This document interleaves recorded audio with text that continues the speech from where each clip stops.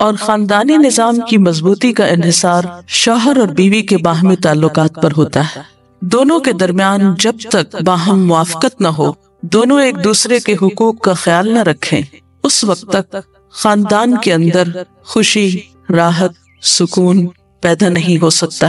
تو آئیے ہم دیکھتے ہیں کہ اسلام شوہر اور بیوی کو ایک دوسرے کے حقوق کی ادائیگی کے لیے کیا حکم دیتا ہے۔ سب سے پہلے شوہر کی ذمہ داریوں پہ بات کریں گے اور عورت کے حقوق پر۔ قرآن پاک میں اللہ سبحانہ و تعالیٰ نے شوہر اور بیوی دونوں کو ایک دوسرے کا لباس بتایا ہے۔ ارشاد باری تعالیٰ ہے، ہن لباس لکم وانتم لباس لہن، وہ تمہارا لباس ہے اور تم ان کا لباس ہو۔ اور لباس انسان کے لیے حفاظت، زیب و زینت اور سکون کا باعث ہوتا ہے۔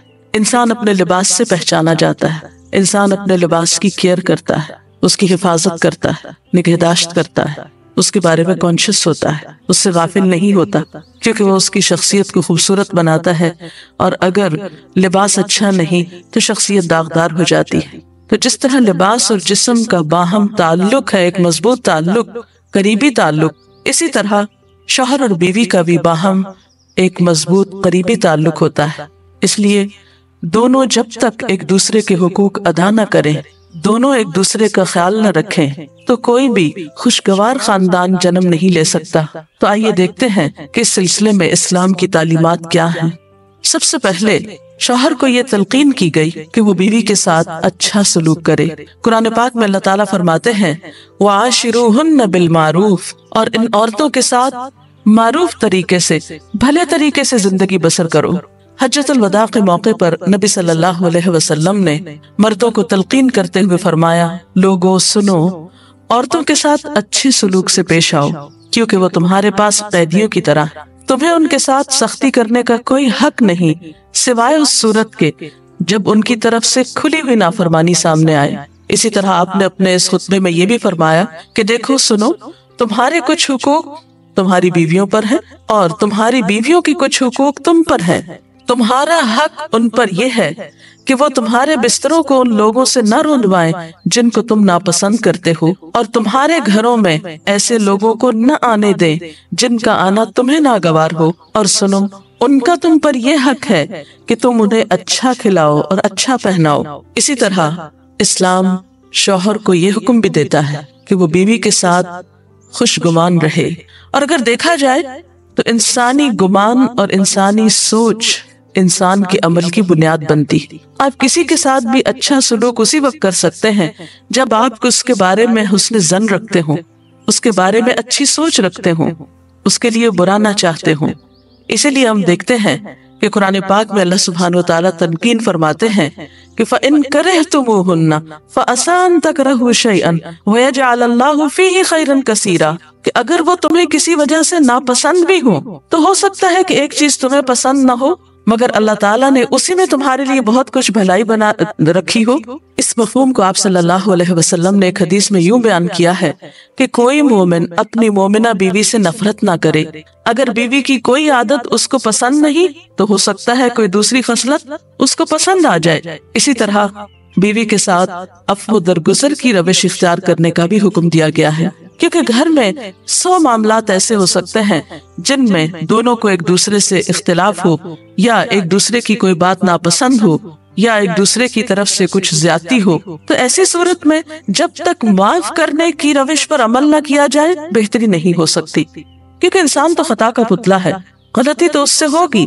اس لیے قرآن پاک میں خاص طور پر اہل ایمان کو حکم ہے، یا ایھا الذین آمنوا ان من ازواجکم و اولادکم عدو لکم، اے لوگو جو ایمان لائے ہو، تمہاری بعض بیویاں اور اولاد تمہارے دشمن ہو سکتے ہیں، فاحذروہم، ان سے محتاط رہو، وَإِن تَعْفُوا وَتَصْفَحُوا وَتَغْفِرُوا فَإِنَّ اللَّهَ غَفُورٌ رَحِيمٌ، پھر اگر تم معاف کر دو، بخش دو، عفو درگزر سے کام لو، تو بے شک اللہ تعالیٰ بھی غفور الرحیم ہے۔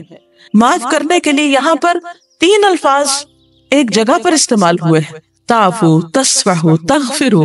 اس سے آپ اندازہ لگا سکتے ہیں کہ کس قدر تاکید ہے معاف کرنے کی۔ اور ایک اچھا گھرانہ معاف کیے بغیر ایک دوسرے کو وجود میں آ ہی نہیں سکتا۔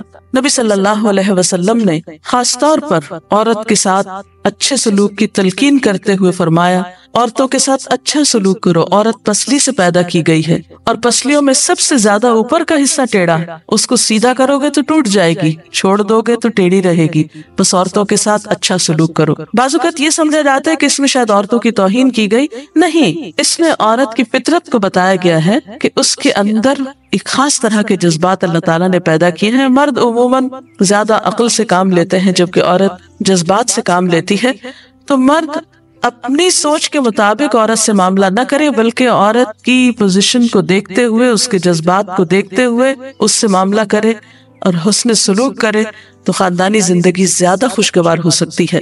پھر اسی طرح بیوی کے ساتھ خوش اخلاقی کا برتاؤ کرنے کا حکم دیا گیا۔ آپ صلی اللہ علیہ وسلم نے فرمایا، کامل ایمان والے مومن وہ ہیں جو اپنے اخلاق میں سب سے اچھے ہیں، اور تم میں سب سے اچھے لوگ وہ ہیں جو اپنی بیویوں کے حق میں سب سے اچھے ہیں۔ ہمارے ہاں تو اس شخص کو زن مرید کہا جاتا ہے جو بیوی کے ساتھ اچھا سلوک کرتا ہو، حالانکہ اللہ کے رسول صلی اللہ علیہ وسلم کے نزدیک سب سے اچھا مومن وہ ہے جو بیوی کے حق میں خوش اخلاقی برتتا ہے۔ یعنی کسی انسان کی خوش اخلاقی کا ثبوت اس سے نہیں دیا جائے گا کہ وہ اپنے گھر سے باہر کس کے ساتھ کیسا ہے، بلکہ یہ دیکھا جائے گا کہ وہ گھر کے اندر کیسا سلوک کر رہا ہے اپنے قریب ترین انسان کے ساتھ۔ حضرت عائشہ رضی اللہ تعالی عنہا فرماتی ہیں کہ میں نبی صلی اللہ علیہ وسلم کے ہاں گڑیوں سے کھیلا کرتی تھی، میری سہیلیاں بھی میرے ساتھ کھیلتی، جب نبی صلی اللہ علیہ وسلم تشریف لاتے تو سب ادھر ادھر چھپ جاتی، آپ ڈھونڈ ڈھونڈ کر ایک ایک کو میرے پاس بھیجتے تاکہ وہ میرے ساتھ کھیلے۔ اس سے آپ اندازہ لگا سکتے ہیں کہ آپ صلی اللہ علیہ وسلم کا اپنے ازواج مطہرات کے ساتھ کیسا سلوک تھا، کیسا معاملہ تھا، اور وہ ان کے جذبات کا کس قدر خیال رکھتے تھے۔ اسی طرح شوہر کی ذمہ داریوں میں سے یہ ذمہ داری بھی ہے کہ وہ بیوی کو خوش دلی سے نان نفقہ دے، اس کی ضروریات پوری کرے۔ اس سے نہ صرف یہ کہ دنیاوی اعتبار سے وہ اپنی ذمہ داری پوری کرے گا بلکہ آخرت کے اعتبار سے بھی وہ بہترین اجر و ثواب کا مستحق ہوگا۔ نبی صلی اللہ علیہ وسلم نے فرمایا، ایک دینار وہ ہے جو تم نے اللہ کی راہ میں خرچ کیا، ایک وہ ہے جو تم نے کسی غلام کو آزاد کرنے میں خرچ کیا، ایک وہ ہے جو تم نے کسی فقیر کو صدقے میں دیا، اور ایک وہ ہے جو تم نے اپنے گھر والوں کو صدقے میں دیا، یعنی اپنی بیوی کو کھلایا، اس کی ضروریات پوری کرنے پہ لگایا۔ ان میں سب سے زیادہ اجر و ثواب اس دینار کے خرچ کرنے کا ہے جو تم نے اپنے گھر والوں پہ خرچ کیا۔ وہ لقمہ جو شوہر اپنی بیوی کو کھلاتا ہے وہ شوہر کے حق میں صدقہ لکھا جاتا ہے، یعنی فریضے کی ادائیگی تو اپنی جگہ، لیکن اس کا خرچ کرنا اس کے لیے باعث ثواب ہے اس مد میں۔ پھر اسی طرح بیوی بچوں کی دینی تعلیم و تربیت یہ بھی شوہر کی ذمہ داری۔ قرآن پاک میں اللہ تعالیٰ فرماتے ہیں، یا ایھا الذین آمنوا قوا انفسکم واہلیکم نارا، اے لوگوں جو ایمان لائے ہو، اپنے آپ کو اور اپنے گھر والوں کو آگ سے بچاؤ۔ قرآن پاک میں نبی صلی اللہ علیہ وسلم کے ذریعے امت کو حکم دیا گیا ہے وَأْمُرْ أَهْلَكَ بِالصَّلَاةِ وَاصْطَبِرْ عَلَيْهَا، کہ اپنے گھر والوں کو نماز کا حکم دو اور خود بھی اس کی پابندی کرو۔ اسی طرح بیوی کے لیے بھی کچھ احکامات ہیں، بیوی کی بھی کچھ ذمہ داریاں ہیں جو اسے شوہر کے حق میں پوری کرنا ہے۔ پہلی ذمہ داری یہ کہ بیوی خوشی کے ساتھ شوہر کی اطاعت کرے۔ قرآن پاک میں نیک عورتوں کی صفت یہ بتائی گئی ہے فَالصَّالِحَاتُ قَانِتَاتٌ، نیک عورتیں فرما بردار ہوتی ہیں، ایک طرف اللہ کی اطاعت گزار اور دوسری طرف شوہر کی اطاعت گزار۔ شوہر کی اطاعت کے بارے میں ایک حدیث میں آتا ہے، آپ صلی اللہ علیہ وسلم نے فرمایا، دو قسم کے لوگ ایسے ہیں کہ جن کی نمازیں ان کے سروں سے اوپر نہیں جاتی، ایک وہ غلام جو اپنے آقا سے بھاگ جائے جب تک کہ واپس نہ آئے، اور دوسرے وہ بیوی جو اپنے شوہر کی نافرمانی کرے جب تک کہ نافرمانی سے باز نہ آ جائے۔ یہاں تک حکم ہے کہ بیوی شوہر کے معاملے میں کسی دوسرے کی بات نہ مانے، یعنی شادی کے بعد ایک عورت جب شوہر کے گھر چلی جاتی ہے تو پھر شوہر کا حق سب سے بڑا ہو جاتا ہے۔ بعض اوقات ہمارے معاشرے میں ایک طرف شوہر کچھ کہتا ہے، دوسری طرف والدین کچھ کہتے ہیں، تیسری طرف کسی اور کا مشورہ کچھ ہوتا ہے، عورت بیچاری بیچ میں پس جاتی۔ ایسے موقع پر عورت کے لیے کیا لازم ہے، اس کی پرائرٹی کیا ہوگی کہ وہ اپنے شوہر کی بات مانے۔ عورت کی دوسری بڑی ذمہ داری اپنی آبرو اور عزت و عصمت کی حفاظت ہے۔ عورت کوئی ایسا کام نہ کرے جس سے اس کی عفت و عصمت پر کچھ حرف آئے۔ ازدواجی زندگی کی خوشی کا راز باہم ایک دوسرے پر اعتماد ہے۔ اگر کوئی بھی ایسا کام عورت کرتی ہے جس سے شوہر کے دل میں شک ہو جاتا ہے، اعتماد ختم ہو جاتا ہے، تو اس سے ازدواجی زندگی کی خوشیاں ختم ہو جاتی۔ یہ اعتماد بے حد ضروری ہے، اور اس کے لیے اپنی عزت عصمت کی خصوصی حفاظت۔ نبی صلی اللہ علیہ وسلم نے فرمایا عورت جب 5 وقت کی نماز پڑھے، اپنی آبرو کی حفاظت کرے، اپنے شوہر کی فرما بردار رہے تو وہ جنت کے جس دروازے سے چاہے داخل ہو جائے۔ اسی لیے شوہر کی اجازت اور مرضی کے بغیر گھر سے بھی نہیں نکلنا چاہیے۔ حضرت معاذ بن جبل کہتے ہیں کہ نبی صلی اللہ علیہ وسلم نے فرمایا خدا پر ایمان رکھنے والی عورت کے لیے جائز نہیں کہ وہ اپنے شوہر کے گھر میں کسی ایسے کو آنے دے جس کا آنا شوہر کو پسند نہ ہو، اور ویسی صورت میں گھر سے نکلے جب اس کا نکلنا شوہر کو پسند نہ ہو۔ اطاعت کے علاوہ شوہر کو خوش رکھنا یہ بھی بے حد ضروری ہے۔ نبی صلی اللہ علیہ وسلم نے فرمایا جس عورت نے اس حال میں انتقال کیا کہ اس کا شوہر اس سے خوش تھا تو وہ جنت میں داخل ہوگی۔ اور عموماً کسی کی خوشی کے لیے انسان اپنے جذبات کی قربانی دیتا ہے، بعض اوقات اپنی سوچ کی قربانی دیتا ہے، بعض اوقات اپنے کسی اور راحت و آرام کی قربانی دیتا ہے۔ تو ایک عورت جب اپنے شوہر کو خوش کرتی ہے تو جواباً اس کے لیے خوشی پلٹتی ہے۔ اس لیے گھریلو زندگی کی خوشی کا انحصار اسی بات پر ہے کہ دونوں ایک دوسرے کے لیے قربانی کے جذبات رکھتے ہوں، ایک دوسرے کے لیے رحمت اور ایک دوسرے کے لیے مودت کا ذریعہ ہوں، جیسا کہ قرآن پاک میں شادی کا مقصد یہ بتایا گیا کہ دونوں کے درمیان باہم مودت اور رحمت کے جذبات ہوں، ایک دوسرے کے لیے سکون کا باعث ہوں، تاکہ انسانی زندگی بہترین طریقے پر رواں دواں رہے۔ اسی طرح شوہر سے محبت کا اظہار کرنا، اس کے ساتھ وفادار رہنا، اس کا احسان ماننا یہ بھی بے حد ضروری ہے۔ حضرت اسماء کہتی ہے کہ ایک بار نبی صلی اللہ علیہ وسلم میرے پاس سے گزرے، میں اپنی سہیلیوں کے ساتھ تھی، آپ نے ہمیں سلام کیا اور ارشاد فرمایا تم پر جن کا احسان ہے ان کی ناشکری سے بچو۔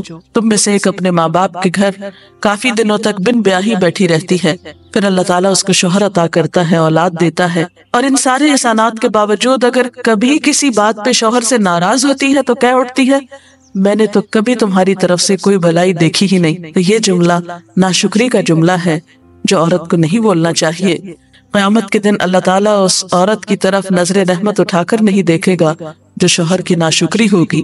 اور آخری بات یہ کہ عورت کے اوپر لازم ہے کہ وہ اپنے گھر بار، مال و اسباب اور اپنی ذمہ داریوں میں شوہر کی مددگار رہے، شوہر کی وفادار رہے۔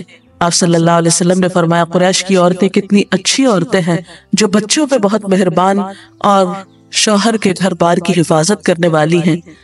آپ صلی اللہ علیہ وسلم نے ایک اچھی عورت کی خوبیاں بیان کرتے ہوئے فرمایا مومن کے لیے خوف خدا کے بعد سب سے مفید اور باعث خیر نعمت نیک بیوی ہے۔ اور نیک بیوی کون؟ جب وہ شوہر اسے کسی کام کے لیے کہے تو خوشی سے کر دے، جب اس پہ نگاہ ڈالے تو اسے خوش کر دے، جب اس کے بھروسے پہ قسم کھائے تو وہ اس کی قسم پوری کر دے، جب وہ کہیں چلا جائے تو اس کے پیچھے اپنی عزت و آبرو کی حفاظت کرے، اور شوہر کے مال و اسباب کی اور ان سب چیزوں کی نگرانی میں شوہر کی خیرخواہ اور وفادار رہے، اور اس کے ساتھ ساتھ اپنی صفائی، زیبائش اور سلیقہ مندی کا بھی ثبوت دے۔ اس سلسلے میں اگر آپ کے ذہن میں مزید کچھ سوالات ہوں تو آپ کر سکتے ہیں۔ اگر والدین اور شوہر دونوں میں سے کسی ایک کی بات ماننے کا جیسے وقت ہو تو پھر کس کی بات پہلے مانی چاہیے؟ شادی کے بعد شوہر کی بات ماننا زیادہ ضروری ہے بنسبت کسی اور کی، کیونکہ واضح طور پر آتا ہے کہ عورت شوہر کے معاملے میں کسی دوسرے کی بات نہ مانے۔ اگر شوہر کوئی ایسا حکم دے جو کہ شریعت کے خلاف ہو تو کیا اس کو حکم ماننا چاہیے شریعت دین کے خلاف؟ یہ تو ایک اصول ہے لا طاعت لمخلوق فی معصیت الخالق، کہ کسی مخلوق کی یعنی کسی انسان کی اطاعت جائز ہی نہیں جہاں اللہ کی نافرمانی ہو رہی ہو۔ یہ تو ایک واضح اور طے شدہ بات ہے، اس لیے جہاں اطاعت کی بات ہوگی وہ معروف میں ہوگی، نیکی اور بھلائی کے کاموں میں ہوگی، شر میں اور برائی میں نہیں ہوگی۔ اگر کسی کا شوہر ناراض انتقال مسلمان اس کا انتقال ہو جائے، وہ ناراض ہو اس کا انتقال ہو جائے، ایسی بیوی کیا کرے؟ بعد میں شوہر کے لیے دعا مغفرت کرے، اس کی طرف سے صدقہ خیرات کرے تو انشاءاللہ اللہ تعالیٰ معاف کرنے والا ہے۔ ڈاکٹر صاحبہ اگر ایک پارٹنر اپنے حقوق اپنے فرائض پورے کرتا ہے لیکن دوسرا جو ہے وہ نہیں کر رہا تو اس صورت میں پھر کیا رویہ ہونا چاہیے؟ اس میں یہ کہ حسن سلوک کے ساتھ دوسرے شخص کو توجہ دلانی چاہیے کہ وہ اپنے حقوق پورے کرے، کیونکہ تالی دونوں ہاتھوں سے بجتی ہے۔ ایک شخص کب تک اچھا سلوک کر سکتا ہے اگر دوسری طرف سے اچھا سلوک نہ ہو؟ لیکن یہ یاد رکھیے کہ انسان بد اخلاقی کے ساتھ نہ کسی کا دل جیت سکتا ہے، زور زبردستی کے ساتھ کسی سے اپنے حقوق نہیں منوا سکتا۔ وقتی طور پہ ہو سکتا ہے کوئی پریشرائز ہو جائے، لیکن کسی کے دل میں اپنی جگہ نفرت یا سختی سے نہیں بنائی جا سکتی، محبت کے ساتھ ہی بنتی ہے۔ اس لیے صبر سے کام لینا چاہیے، اس معاملے میں جلد بازی نہیں کرنی چاہیے، اور دوسرے کو اپنے اخلاق کے ساتھ درست کرنے کی کوشش کرنی چاہیے، کیونکہ شوہر اور بیوی کا باہم تعلق جو ہے وہ بنیادی طور پر ہے ہی محبت کا تعلق۔ اگر شوہر دینی تعلیم کو اہمیت نہیں دیتا لیکن بیوی اسے حاصل کرنا چاہتی ہے تو ایسے میں بیوی کو کیا کرنا چاہیے؟ اب دیکھیے کہ دین کی تعلیم تو یہی ہے کہ طلب العلم فریضۃ علی کل مسلم، علم حاصل کرنا ہر مسلمان پر فرض ہے۔ اس میں جیسے مرد کا حق ہے علم حاصل کرنے کا، ایسا ہی عورت کا بھی حق ہے، کیونکہ علم کے بغیر تو زندگی اندھیر ہے۔ نہ انسان دنیا میں صحیح طور پر زندگی بسر کرتا ہے، اور آخرت میں بھی وہ کیسے حساب کتاب دے سکتا ہے جب اس کو پتہ ہی نہیں کہ اس کی ذمہ داریاں کیا ہیں، اسے کیا کرنا چاہیے اور کیا نہیں کرنا چاہیے۔ تو اس لیے اسلام نے ایسے معاملے میں عورت کو حق دیا ہے کہ وہ اپنا حق لے سکتی ہے، یعنی اگر شوہر نہیں بھی راضی تو وہ دینی علم حاصل کر سکتی ہے جس پر اس کی دنیا اور آخرت کی فلاح کا انحصار ہے۔ اگر شوہر دوسری شادی کرنا چاہے اور اپنی پہلی بیوی سے اجازت لینا کیا اس پر فرض ہے؟ نہیں، فرض نہیں۔ السلام علیکم میڈم جو سلمان رفقی کا ذکر کیا نا کہ ذمہ داری شوہر پہ ہے، تو وہ کس حد تک ذمہ دار ہے، مطلب کہاں تک دے سکتے، کوئی لمٹ ہے اس کی کہ اتنا کماتا ہے تو اتنا دے سکتا ہے؟ نہیں، اصل میں اس میں کوئی حساب کتاب تو نہیں کیا گیا، ہر ایک کو اس کی حیثیت کے مطابق دینا ہوتا ہے۔ جو وسعت والا ہے وہ زیادہ خرچ کرے گا، جو کم حیثیت والا ہے وہ اپنی حیثیت کے مطابق کرے گا، لیکن بنیادی ضروریات بیوی بچوں کی پورا کرنا شوہر کی ذمہ داری ہے، جس میں تعلیم، رہائش، خوراک، لباس، دوا، علاج، معالجہ، یہ سب شوہر کی ذمہ داری۔ ڈاکٹر صاحب آپ نے کہا کہ یہ باہم اعتماد کا رشتہ ہے میاں بیوی کا۔ اب میاں تو بیوی پہ اعتماد کرتا ہے، اگر بیوی کو اس پہ نہیں اعتماد ہے کہ وہ کچھ چھپاتا ہے یا کچھ نہیں بتاتا ہے، بیوی کو کہاں تک اجازت ہے کہ وہ اس بات کو کریدے، اس سے پوچھے؟ میرے خیال ہے کہ بعض اوقات معاملات کریدنے سے اور زیادہ خراب ہوتے ہیں، اور بعض اوقات انسان بلا وجہ کسی وہم کا شکار ہوتا ہے، شیطان وسوسے ڈالتا ہے اور انسان کو غمگین اور پریشان رکھتا ہے۔ تو اس میں یہ ہے کہ انسان کو تجسس کرنے سے منع کیا گیا ہے، کیونکہ اس سے حاصل کچھ نہیں ہوتا، اور انسان کے ظاہر پر ہی معاملہ کرنا چاہیے اس سے۔ اس کے ساتھ ہی آج کے پروگرام کا وقت ختم ہوتا ہے، اب اجازت چاہتے ہیں۔ السلام علیکم ورحمۃ اللہ وبرکاتہ۔